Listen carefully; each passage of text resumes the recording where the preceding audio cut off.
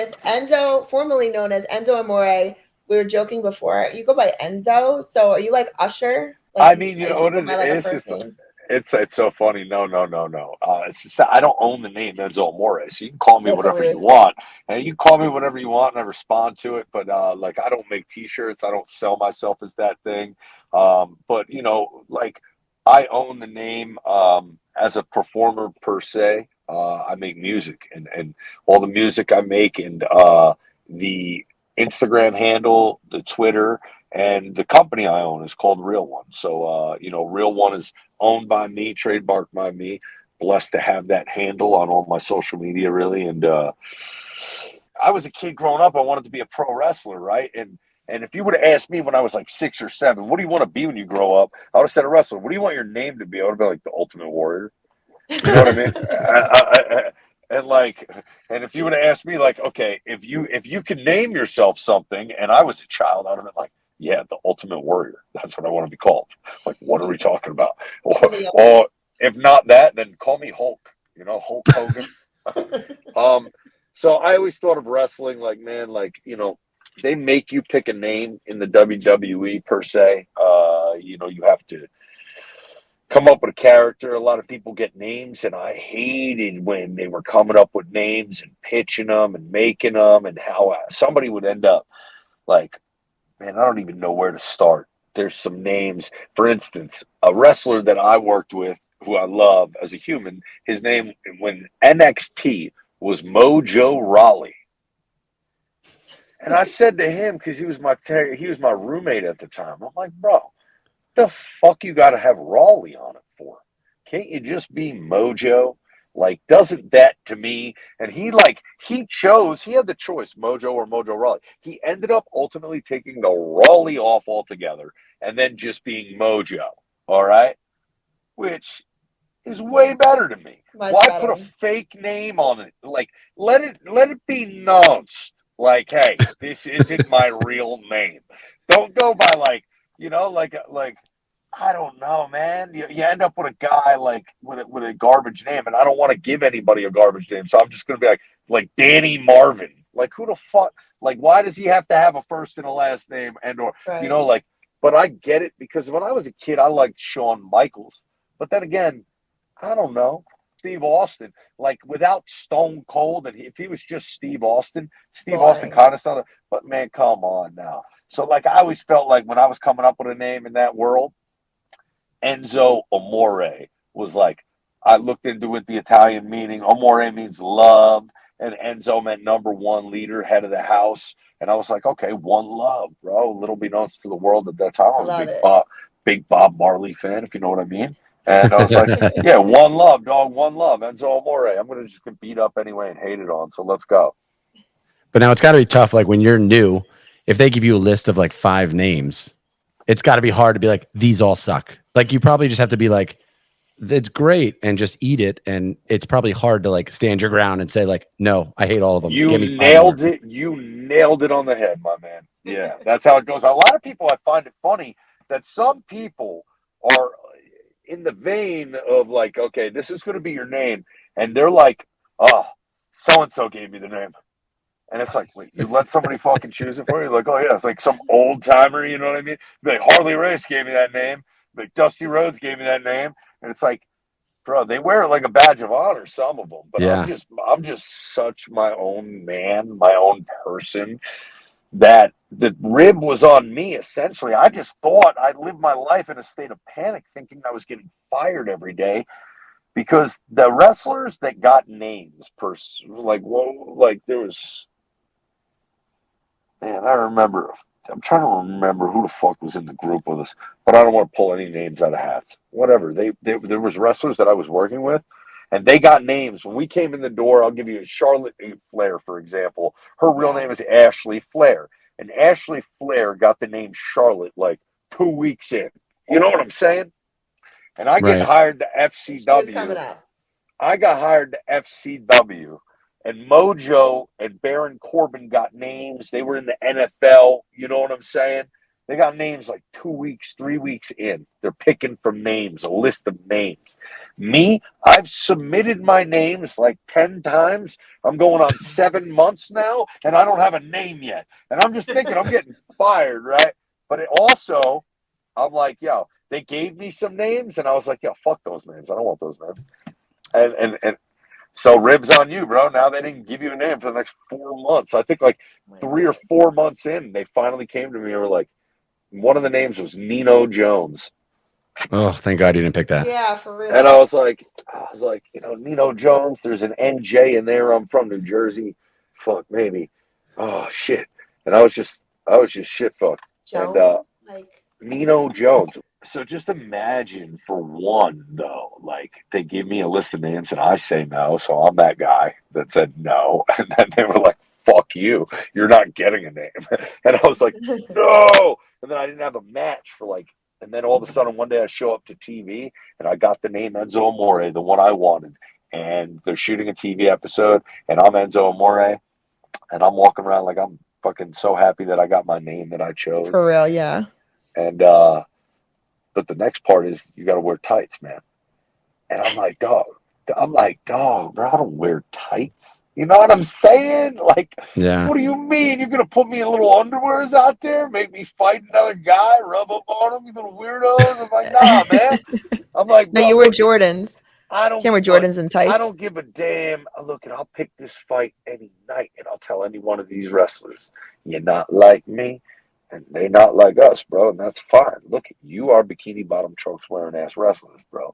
Well, look at, I'm not, and I never will be, and I never thought they were cool. So if you were The Rock, I played with your action figure, the one that came with the like. He came in like the Adidas track pants, you know what I'm saying? And like the Stone Cold toy, I played with the one that was wearing jeans. Like, Yeah. bro, the Hulk Hogan toy, like he had underwears on. I didn't really fuck with that. Okay. Now you came out in like Jordans, right? I wore Jordans. I had You all also different have your outfits. own Jordans. I mean, I definitely invented style. There's no question. I mean, you see remnants of me on TV and all over wrestling everywhere you look. Like I was the guy who, yeah, I was wearing a different pair of J's every time I ever got in the ring. Now there was wrestlers that wore sneakers, but not like me. Not like me, dog. They not like me. Some 50 Cent. Now you had your own Jordans, right? Yeah, Isn't that right? Jordan made me J's, and it's funny. I just heard on Complex recently. I watched Cody Rhodes Complex sneaker shopping. I am a sneakerhead, and I was one of the first wrestlers to do Complex sneaker shopping. And when I watched the show, Cody mentioned that Roman Reigns is getting I believe, a line of Jordans, which is probably one of the coolest things I've ever heard. So congrats to Roman on that achievement. But yeah, I do have my one of one Jordan player exclusive, which is one of the coveted. I have 2 pairs. They made me 2 pairs. I've only wore one. So there remains a date to be seen where I will flex that second pair. So, but no, sneakers is a cool part of it. I think honestly, imitation is the ultimate form of flattery. To know that I broke down some doors, whether I ever get credit for it or not, I think that's always one of those things where it's like, dude, don't go asking for it. Don't, people remember and they can pretend that they don't. Throw all the shade they want. Everybody can hit me with the fade, but bro, I'm the Michael Jordan of jargon when it comes to pro wrestling. I'm the guy who wore the J's, and they made me Jays, and I'm not in the NBA, and that's a hell of an achievement. Probably one of the greatest achievements in the business, honestly, is the trophy. You win titles, but how many pairs of Jordans you got made by Jordan? I mean, damn, bro. Well, yeah, how many people can say they got their own Jordans? There's probably me, Roman Reigns, Shane McMahon, and if there's somebody else, I just don't know. So that's cool. That's a great achievement, and I hope that more people. I hope it opens the doors for more people. But look it, man. People always remember their first, and I think MJ remembers. He knows. Could you you know what I'm saying? Could you talk about how you made that like come up from NXT to actually hitting like Raw? Like, Yeah, how does well, that? How do you get noticed? so you're in when you're in the WWE developmental system in NXT, they're very hands on in the production of your character and your presentation, and you can't just get away with things. But I was so blessed that nobody, I guess what I was doing, they saw it and it was working, or that it just happened. I don't know. It was lightning in a bottle. Lightning in a bottle. Blip. That's crazy, son. Where'd you get that? How the fuck could I even begin to explain how it all happened? But I broke my leg in wrestling boots. Now I can't. I can't be on TV. My first wrestling match on WWE TV was against a guy named Mason Ryan, and my first tag team match with Cass was a handicap match. Me and Big Cass versus him and Mason. I was wearing boots. I was wearing leopard print wrestling boots, and then I break my leg in practice at the Performance Center, and that was a whole story in and of itself. But you snap your foot, you see it backwards. Braun Strowman picks me up over his shoulder, and like at the time, bro, I was such a savage, like an idiot. But I told Braun because look, and if I gotta sit here with my foot backwards and wait for an ambulance, like what are we doing? Like what? Like put me in the back of a car, bring me to the hospital, or bring me to whoever's gonna fix this thing. So I just went in the back of his car, and Braun Strowman picks me up, puts me over his shoulder, carries me through the Performance Center with my foot dangling. And then I get in the back of this car, and then I'm thinking to myself, like, shit, I'm about to get fired. Like, I've only had like 3 or 4 matches on NXT TV, and but me and Big Cass, we were a tag team, and we were saying soft. But the thing was, why I got hurt, Big Cass kept being on NXT, and he started spelling out soft every time. And he did this incredible segment, to his credit, that probably saved his job and mine at the time. He went out there and he had this sing-off with this guy named Aiden English in NXT. And Big Cass can sing. And he went out there, pipes that blow exhaust. He sang the breaks off this song. And it was unbelievable. The crowd loved it. And he's spelling out soft. And it keeps me alive while I'm broken-legged out for 8 months. So, like, fuck. I get 8 months. It's like, what are you going to do for 8 months? Like, if you can't be on TV and you've only had 3 matches. But now the whole crowd's a part of this soft thing. So now I'm just a charity case. I'm making money, every week. I'm not making a lot of money. Trust me. It was less than $1,000 a week I was making. Okay. It was like, at the time, I think I was making $750 a week. So $750 a week, but to get paid to go to rehab for your leg and eat Pizza Hut buffet every day, get fat, because you don't have to fucking take your shirt off. And this is wrestler's vacation. So I took like 4 months of getting fat, and then the last 4 months I like leaned back up, got ready to take my shirt off. You know what I'm saying? Yeah. And in the meantime, I was on NXT TV in a wheelchair. So I kept myself alive with Big Cass and backstage segments, but the crowd was waiting for me to come back. And how I came back with the sneakers was I wore boots, right? But I didn't tell my boss because he had a big hard on for no sneakers. Nobody tried to wear sneakers. Every wrestler wore, like it was a part of the game. Wear wrestling boots. That's what we do. I was thinking outside the box, like fuck that shit, dude. So I was like, I'm wearing sneaks, dude. I'm gonna look cool no matter what, bro. Even if I get my ass kicked every night, at least I'm gonna look cool doing it. Fuck your black wrestling leather boots that you're all wearing. They look terrible. So I go to the store and I buy Ferrari red Jordan 14s. I wait online because I had red pants. And I thought to myself, I'm getting the Jordan 14s because when I was a kid, I was what I liked. I liked the Jordan 14s that had the shark tooth on them. And I could never afford them. I was a broke ass little kid. Nobody buying me fucking Jordans. So now I'm in the WWE and I got this big pay-per-view match for the hair versus hair against Sylvester LaFour. And at this point, I have not had a wrestling match at all. So I get a doctor's note that says I'm wearing sneakers, not boots. And when I walk into the gorilla position, which is right where you will go through the curtain for the pay-per-view, I have not been seen in them yet all day. I have on the new Jordan 14, Ferrari red. I'm like, yo, I go out on TV, and first of all, I get the gorilla in my my fucking coach looks at my sneakers like, what the fuck are those? And I'm like, here's my doctor's note. And he's like, oh. I'm like, oh shit.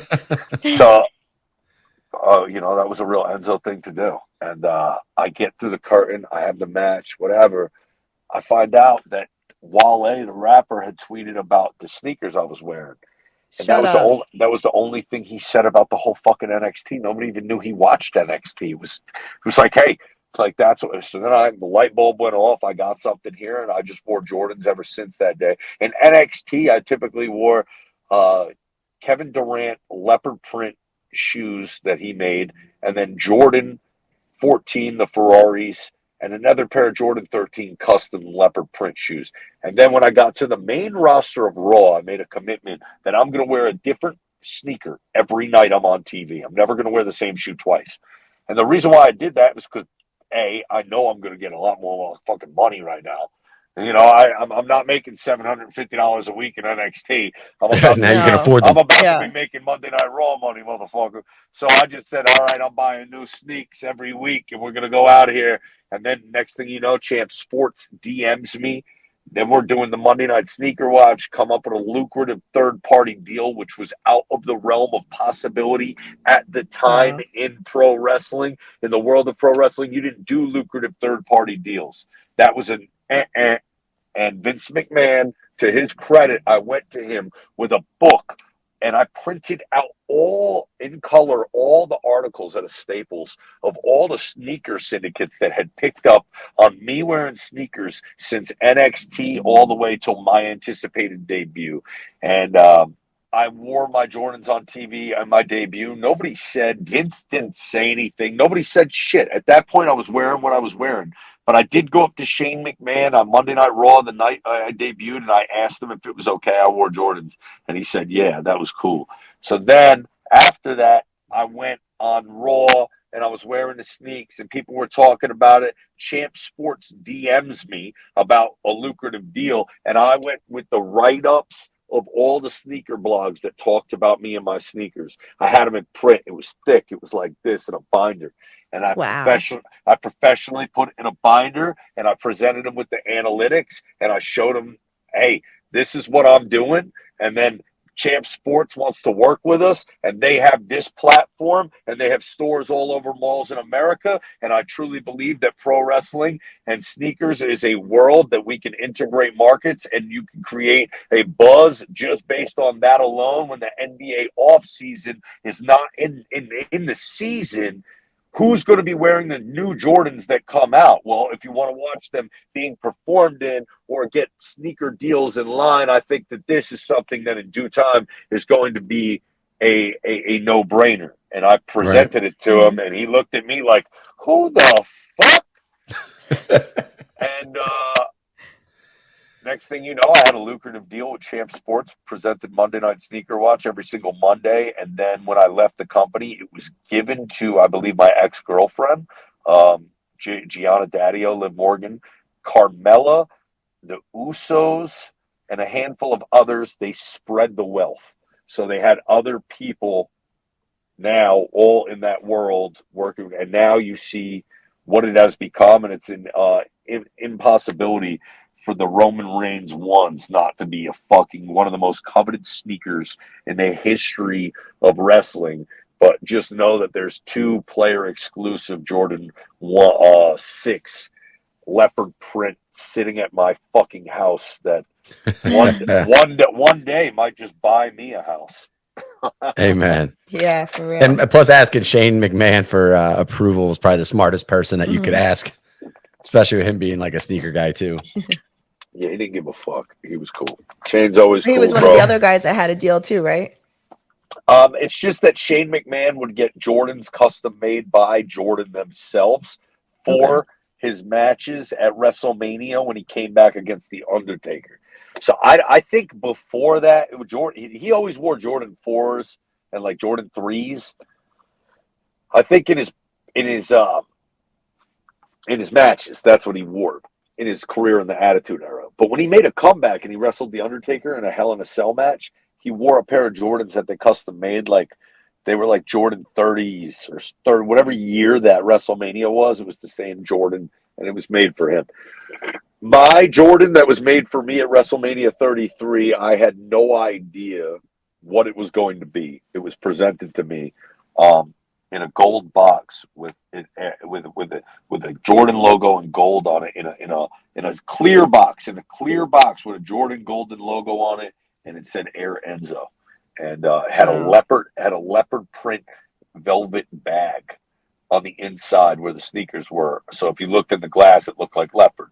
And then the bag had an Air Enzo written on it, and it had an Air Jordan logo.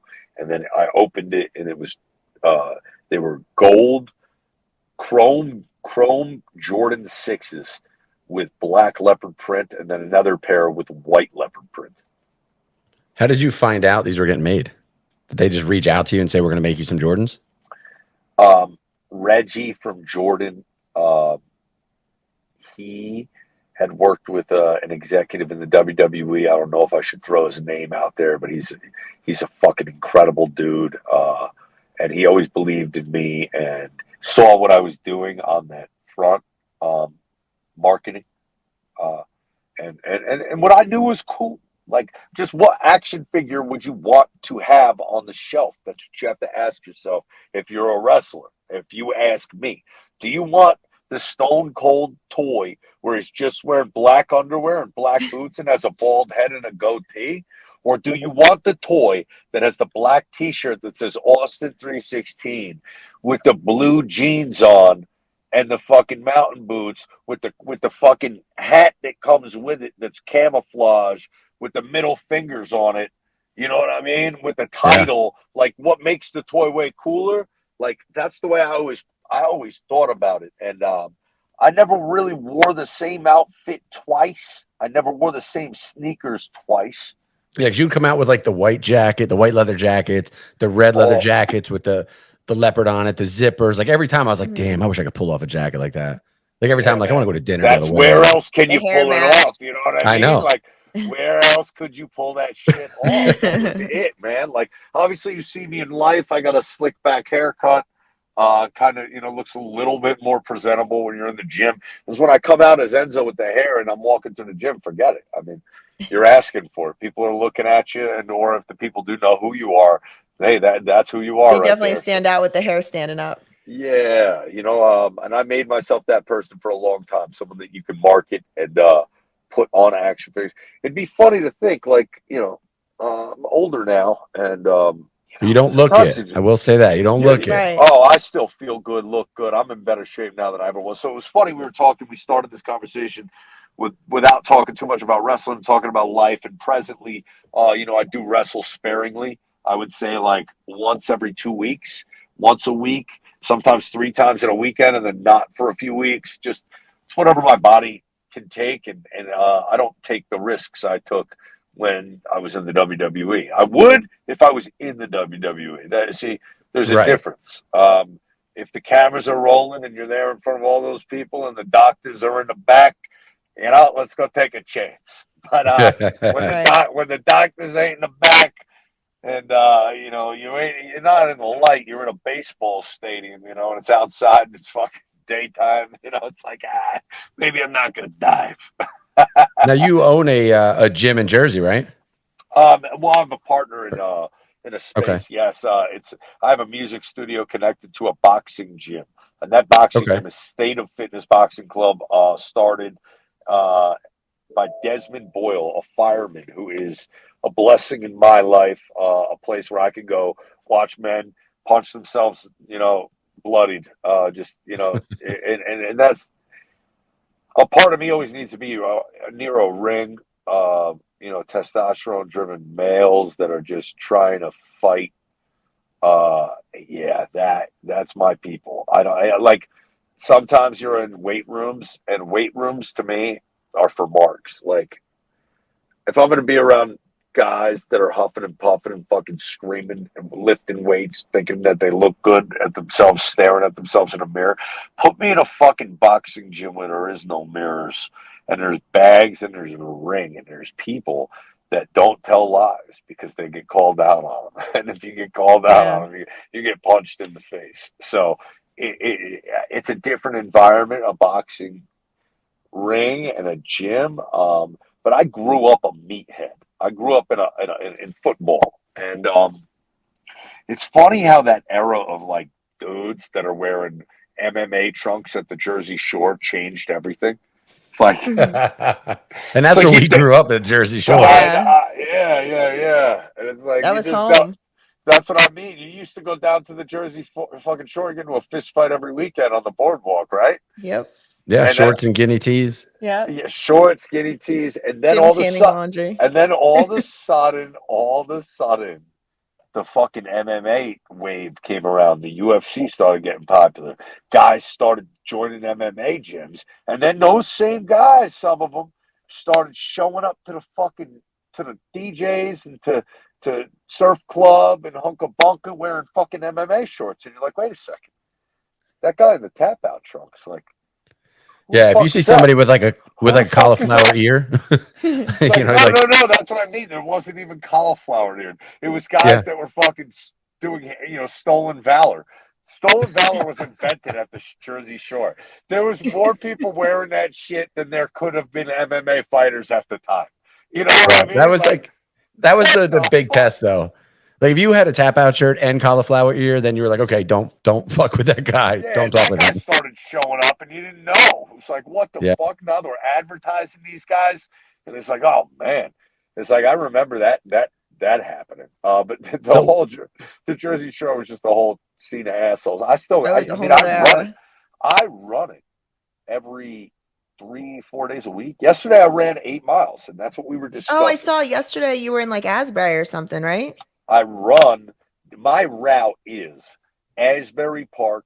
I will park near the convention center, right? And then I will run past DJ's in Belmar to the end of Belmar where the last inlet is. Yep. You know, what is that, Shark River? Or no, Shark River Hills. No, I go past Shark River over the bridge into Belmar past DJ's and then the next inlet. So like you're looking at there and back is about 8 to 10 miles, So I run that no problem. I don't run it fast. I'm running anywhere between average speed. Everything is always a sub 10-minute mile. Okay.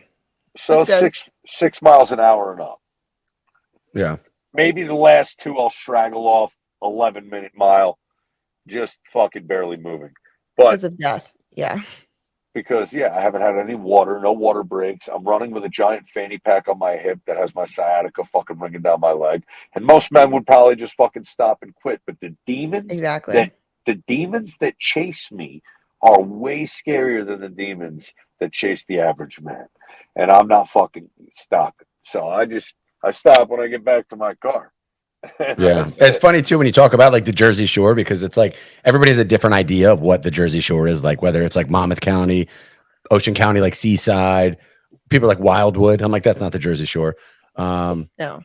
But yeah, it was always for us. It was like we lived in Tom's River, so Seaside was like our Jersey Shore, where Jersey Shore was filmed. Yeah. And then they just ruined it.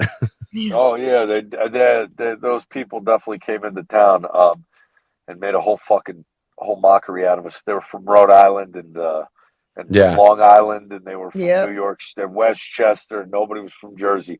But I'm so blessed that I found pro wrestling. Although I should have just tried out for the Jersey Shore because it probably would. You should have. Then you could really wear what you want. It probably would have just been a foot in the door. You know what I'm saying? The fact that you don't have your own reality show at this point blows my mind. Yeah. Oh man. Out of everybody. I would not want one. I will never succumb to reality TV. It is not me and never will be. And I've had a really hard time even transitioning into a podcast world because the people don't realize how much I love pro wrestling, the artistry of it, the in the ring, the out of the ring, but very much so the backstage and the persona and the locker room leader at a time where when you enter the company, who's the leader of the locker room? Who supersedes all when it comes from the top, from the judge, jury, executioner at a time when I entered the business was still a thing that was almost being put to bed put to rest, almost non-existent, but still a thing of lore that the world was very much privy to on the fucking spectrum of backstage bullshit. There's a known world where there's a judge, jury, executioner, and he was the Undertaker in Yep. wrestler's court. Okay. And he was still running the show when I entered the company. So when I was in FCW, that guy was the guy who made the rules, right? And a part of me was always like, like what we do back here backstage. The Undertaker is Mark Calloway, but no one knows him. And back here, he is Taker. He's Taker. Right. And when he goes out through the curtain, he's the Undertaker.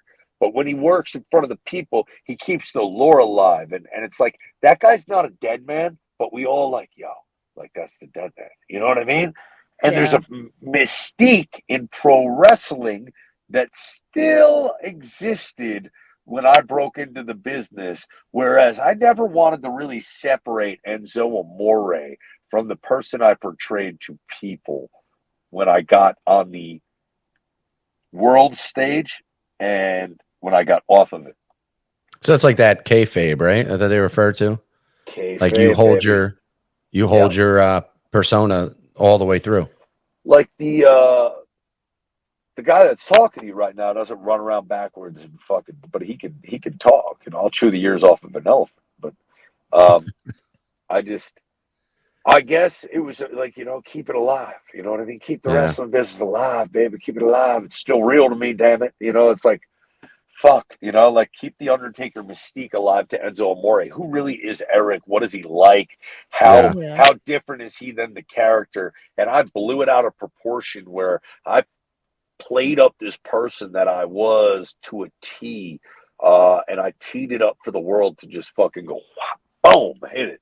And just everybody hit me with their best shot. And, it's good to a certain degree, but there's certain things that are hard to come back from that people say about you that, it's like any publicity is good publicity. It's like, well, I don't know if that remains all true, but we've seen a lot of people come back from major deficits in the world of professional entertainment, and things been said about people that we've seen be proven to be untrue, and we've seen people do things that they should be unforgivable that they get forgiven for, and other people that fucking get accused of things that we find out were not true. So it's like, in a world of pro wrestling, it is the world of irony that you are in a world where this is the only place you want to be hated in entertainment. Your job as a heel in wrestling is to be hated and booed. So we set it up for the babyface in a David versus Goliath situation to be David and defeat Goliath. And, we understand the story of the underdog when we see it. So it's a visual that is omnipresent in the world of theater everywhere. And that is a global phenomenon that is transcendent of language. So we understand the story of good versus evil, whether we're in China, Ecuador, Chile, Peru, Japan, Abu Dhabi. And when you create yourself as that bad guy in the world of pro wrestling, it's something that I did not take very serious, but I did, because when it was happening to me and I was starting to get pushed into the role of a heel, I mean, sometimes there's nothing you can do about it if the crowd or the world changes on you in pro wrestling. But we've seen recently the Rock dig into the heel persona and make millions out of it, because really it is an amplified world where there's nothing more marketable than the charismatic heel. What's more fun for you, being a heel or being the babyface? Oh, there's nothing like being the heel, but it's hard to not want to go have fun with that guy either. Yeah, because I feel like you had such like a big pop in the beginning where you were like such the babyface. Everybody loved you guys. Like, I feel like it'd be so hard to make those transitions sometimes. Like, you really have to go over the top to get an entire group of people to all of a sudden hate you. Yeah, no, there was a lot to be done. I mean, there was a promo I did on TV where I could not speak. That was my rule. You go out on TV, you take this lashing from the Miz. So the Miz is just going to slice you and dice you, and you just say, "Let's fight," like at the end of it. You know what I mean? Right. And then I buried his wife who was pregnant on the microphone. That makes you a bad guy. You know what I'm Yeah. saying? And I didn't really want to do that. I was like, yeah, what the fuck? Like, why as Enzo, would I sit here when I'm the best at talking shit? Let somebody talk shit about me. And then in the middle of getting my ass kicked, talk shit about his wife. That He's just so doesn't out of make sense. character. That's not me. I wouldn't fucking Yeah. do that. I don't want to do it. And I was told at the time, if I tried to change the creative on this, I would get fired. Ugh. So I was told that by my boss, and I just said, they told me, don't go talk to Vince. He's made his mind up, and you're going to be a heel. And to his credit, I became the cruiserweight champion as a heel in a division where I should have played the heel in the 205 Live world. It was great television. I was, as a heel, you wanted to see people punch me in the face. Yeah. So it's hard to say. I mean, my heel run was short-lived. It was like a year almost. And my babyface run was 6 years. So it's like, wrestling as a heel is a lot more fun than as a babyface. I'll say that. I'll say wrestling as a heel is a lot more fun than as a babyface. It was funny because we were watching one of your interviews and you talked about Wu-Tang and like what a big deal it was for you. And it was funny because I was watching that and I had the same experience with you. Do you remember Vegas? My God. Yeah, that was where I met both of you guys in Vegas. Yeah. But you called my name from across the gym and me and Chris saw you and we're like, shit, that's Enzo. And like, we talked on social media, we were back and forth and we're like, we have to like pick ourselves up. I got to stop sweating. I got to go say hi and introduce myself like in person. And you yelled my name and I was like, oh my God, he actually knows my name. That was like my moment. We follow each other on social media, and I knew that you were there and I was there at the same time. I knew both of you were there because we follow each other, and I was with my bodybuilding friends, so like I know who bodybuilders are in the world. You know, I worked out look at my shirt. I'm the Gold's Gym Mecca. You know what I mean? Go. Like I said, like I was a meathead. And I actually like the world of Gold's Gym as a social. Like the people there are really nice. You don't find that tough guy bullshit flying through that building, really, because that's what I was saying to you earlier. Like it's at like local Jersey gyms where guys are lifting weights thinking they're tough. It's like, dude, tough guys are in octagons with fucking cauliflower hair. Don't misinterpret the two. Like, dude, just because you're moving fucking weight, don't scream at the top of your lungs. I'll get off this fucking treadmill and ankle pick you, bro. Like, get the fuck out of here. You know what I mean? But I need to understand what it is that I'm doing that's not enough, because I feel like if I'm running 8 to 10 to 12 miles on the reg, my problem is pizza. All right. Wait, so let me ask you a question. Do I really gotta give it up? Like, what the fuck? What gives? I eat pizza. No, so 3 to 4 I know what your days a problem week. is. You want to tighten up, right? Yeah. Running is not going to do it. Cardio is not going to do it. It's all in the weight training. And it's not like all those guys that are screaming at the gym, I'm sure they're going to comment on this and hate me. But if you're lifting in the gym and you have time to like sit on your phone and like bullshit text somebody, you're not training. You need to be like, I film it and put it on my YouTube channel, like literally go superset and go like hit all your reps. And I'm talking like hit heavy, hit like a big set. You want to be like 12 to 15 reps, as heavy as your body can fucking take it, as heavy as you can go. And then go to the next exercise and hit that heavy as you can go. And you're going back and forth and back and forth. Your heart rate should be like 160, 170 beats per minute. That is work. It's almost like marrying CrossFit with bodybuilding. Yeah. Doing bodybuilding stuff the way CrossFitters used to work out. Blend those two together. So no big rest time. Right. So I do with my clients, so CrossFit's prescription is constantly varied functional movements performed at high intensity. I take the functional movements out because all my injuries, I can't really do that stuff anymore, but I vary it constantly. So my clients constantly have varied movements. They lift heavy as fuck, as heavy as they can for themselves. And they are constantly moving for 45 minutes to an hour. And that's it. Like your 13 miles had to take you, would you say 30 minutes or so? An hour? I don't even Yeah, I know. know how I long that run. takes. I run about an hour to 2 hours straight. Yeah, so that's a But lot more time I that you love it doing in though. the I mean, that gym. are we ruining my runs now? Am I fucking So wasting my steady state time? cardio is burning muscle. You need to build muscle, and muscle makes your body turns your body into a furnace. We're talking So it's about actually like, we're talking about abs though.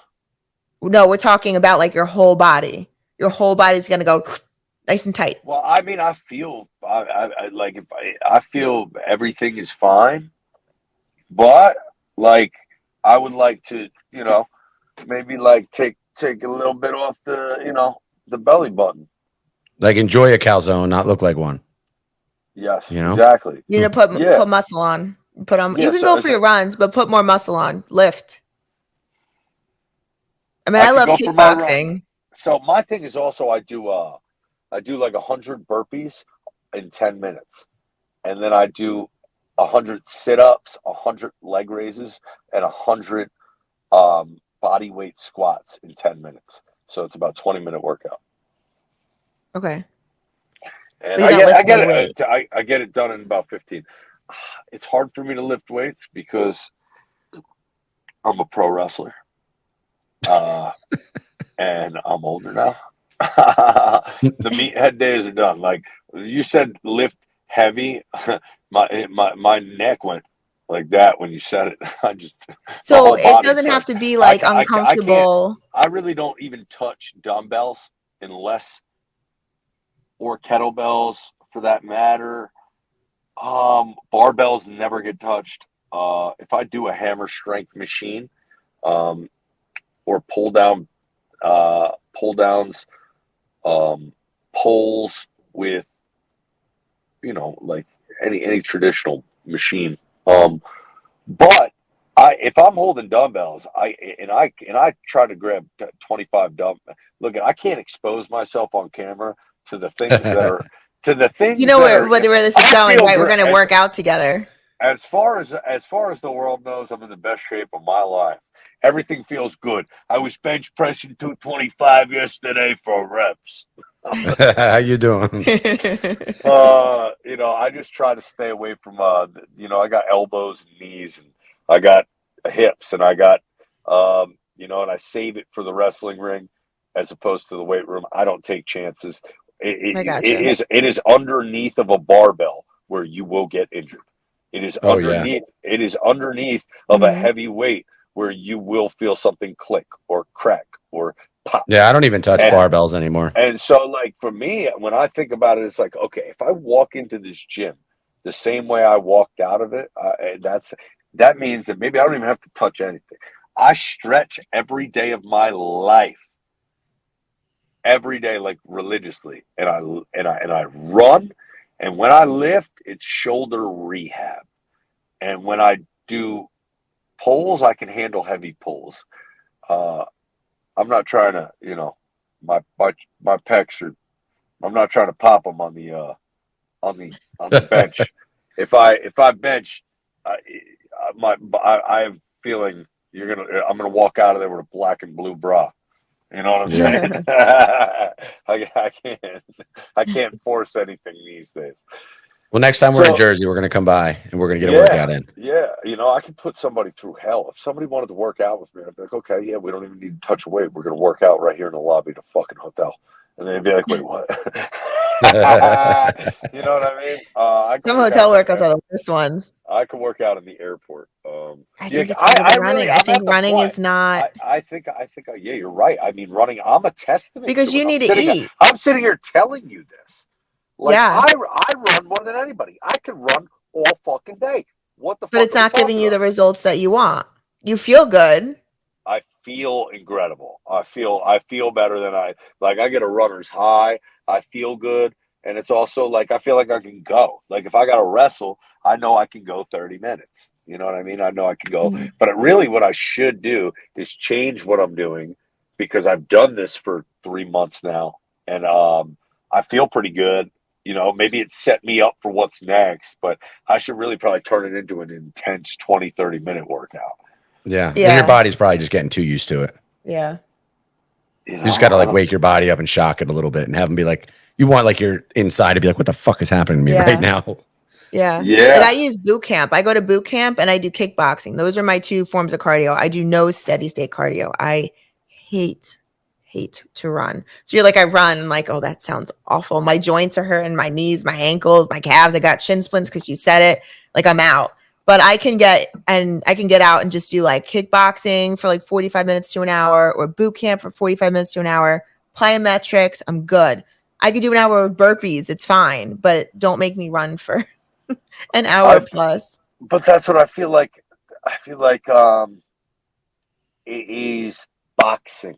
You know, it's old school. You got two legs. What's the hardest thing you can do? Run for hours. Mm-hmm. Does Oh that yeah. make you? I mean, it's Is hard. that like a mental war that you're in for? Can you get through it? Can you push yourself? Can you keep going? Like to me, I don't know. Like I played college football and I hated running. Yep. You know what I mean? Like I played college football and at the end of practice, everybody would be like, "Oh shit, do we have conditioning?" Like fuck, like the coach blows the whistle, no conditioning. Everybody's like, "Yeah!" And the coach blows the whistle, goes, "Beep, beep, get to corners," and everybody's like, "Oh fuck my life!" And you're just waiting for him to end that, and you're like, you know, I think about those days of college football, and I wanted to die. I mean, how the fuck were we out there on a rubber fucking field in 100-degree heat in Maryland? Full pads. Full fucking pads, bro. Had a helmet on. I was playing college ball, and it was like, dude, were we trying to die? Like, what Yeah. the fuck? I Probably. can't even think about putting a helmet on and The shoulder strongest pads will survive. and pants. The pants, forget it, with the fucking cleats and shit tied real tight. Your fucking feet are all hot from the rubber on a fucking field, dude. That I don't. Once I made it through that, like forget it. Like fucking wrestling to me, it was like, bro, give me more, bro. Like I have no Yeah. fucking problem. Kick my ass, dude. Like for me, football was a motherfucker. To me, that was like the biggest war of gladiators and violence that there is because it's different. It's like there is a different gladiator that exists in the mecca of MMA, and that is unbelievable. I love that. That is amazing. It's its own thing. It's a one-on-one, and what the fuck do we got here, you know? But when you're watching football, there's something to be said about like war, you know, like synchronicity within war dating back to fucking centuries old time to where imagine like the fucking you were at the Colosseum in Rome, okay?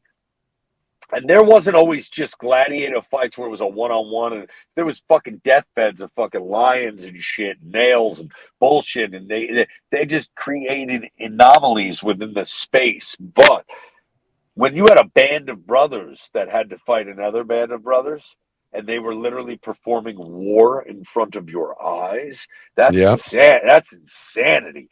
But literally it's like our team versus your team. It's like WWE's Survivor Series, our team versus your team, right? You know what I mean? Yeah. And it's like, bro, the unity of those gladiators on that football field, because I remember just thinking to myself, like, dude, there's a like imagine in life just falling and having to get back up. You know what I mean? Like, how many times can you hit the ground in an hour and peel yourself back up? Even if you've had your inside shook. And there's something about a fucking full contact blow in pro football that is Olympian, that is of the Greek god fucking, it is pagan. It is Yeah. war. It's like barbaric. It is barbaric. It is fucking. Imagine the steel helmet with the steel shit, and it's not even medieval. We got a full sprint. We're in the Coliseum, and fucking we got weapons. This helmet is a weapon in football. When these motherfuckers go head on and hit each other full collision, it is literally like a car crash. The same exact like. I feel like that sound of like silence and then two helmets cracking head to head. Oh Like my when two God. people hit head to head at full speed, there's nothing like that sound. Like it's There's nothing. undescribable. It's undescribable. It's fucked up, and they don't allow it anymore for a reason. But Yeah. we grew up, and that was every day. Like, what was football practice when I grew up? We scrimmaged full pads every day in high school. Every day in high school, football practice. You got out of school. You ran down to the field house to put your pads on, and it took 20 minutes. And football practice was in 30 minutes after the bell rang. So you had 10 minutes to get your pads on and like your pants. And you just tackled each other and hit each other every day. And it was like, dude, they would never let that shit happen anymore. I remember when I got older and people would talk about like doing practice with like just like lower pads. And I was like, when the fuck? I've never done football. To be fair, by the time I was every day, I went through transitions in college that if you looked at the years I was in college, they're unbelievable because the kickoff rule was the normal kickoff when I was a freshman. Okay? Normal kickoff that we grew up with our whole lives. From the opposite fucking 20 or 30, kick that fucking ball, right? Then they moved it up 5 yards. And then they moved it up 5 more yards. Then they moved it up 20 yards. Then they had the kickoff basically out of the game of football because every kicker was kicking it out of the back of the end zone and you were getting a touchback on the 20-yard line. You know what I'm saying? Oh, but like in the time period that I was in college, the rule changed every year. So it was crazy. Now the kickoff is completely changed altogether. Have you been pointless. watching? Have you watched? No, now they changed it and it's amazing. This year, NFL football, this preseason has seen some wild kickoffs, but the way it looks is the kicker's by himself all the way down by the opposite 30-yard line. Okay. And now the kick-off team is on the opposite 30. And the kick return team is facing them, and they're 5 yards away from each other now. What? Yes. How did I not see any of this? We haven't watched preseason. We've been so busy. Yeah, this is a brand new kickoff. It's this year. It's implemented. Isn't there also something now where they have to declare an onside? They have to fucking return the kick now, basically, and they have to declare an onside kick. And if you declare the onside kick, then it goes back to the way it used to be. You watch that. That's the way. Yeah, and you can't do an onside before the fourth quarter. Yeah, no. That rule is a thing too. Yeah. Yeah, no. Okay, so that's right. There is some new rules going on. Yeah. But the kickoff looks crazy. Check it out. But it's been exciting because I have seen some big plays coming out of the preseason. And it seems like what they've done is they've thrown like a fucking wild card in the middle of a football game now where what the fuck? Like, I don't know. We're going to need some time to figure this play out. And when whoever does it first, it's a copycat league. You're going to see everybody else starting to, but they changed the game a little bit. Yeah, they changed the game a lot. So now kickoff is going to be maybe one of the most exciting plays, and you're going to see maybe games change and touchdowns scored and fucking crazy shit happen. So we'll see. Awesome. Yeah. Well, I do want to say I don't want to keep you too much longer, but I do want to say thank you so much for hanging out with us for a little bit. Man. No, we had an hour. That was a good dude. Discussion. It's awesome.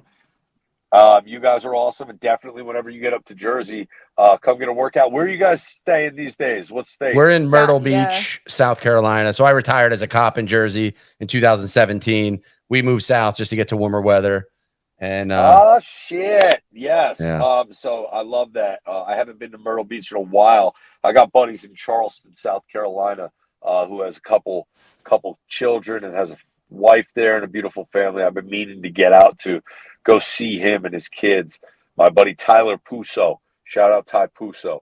I got to go check him out, and he was just literally mentioning it last week. So I will be in North Carolina. I believe in Raleigh, maybe Raleigh. That's coming up August 25th. What's that for? Like a convention? No, I'm wrestling, baby. I'm getting in the ring. I have a wrestling match. Wait, when's that going to be? That's when we're in Nashville. Oh, we'll be in Nashville. I love Nash. I love Nash. I know. I can't wait. Town. Nashville's a hell of a town. Yeah, pour one out for me at Kid Rock's bar. All right, dude. Our favorite spot. Yeah. Enjoy yourselves, guys. Have a blast in Tennessee. And next time I get down to South Carolina, I'll reach out. If you guys come to Jersey, let me know. We'll get a workout in. Absolutely. Yeah, definitely. We'll hold you to that. All right, take it easy, y'all. All right, thanks, brother. I appreciate it. We'll see you soon. Have a good one, y'all.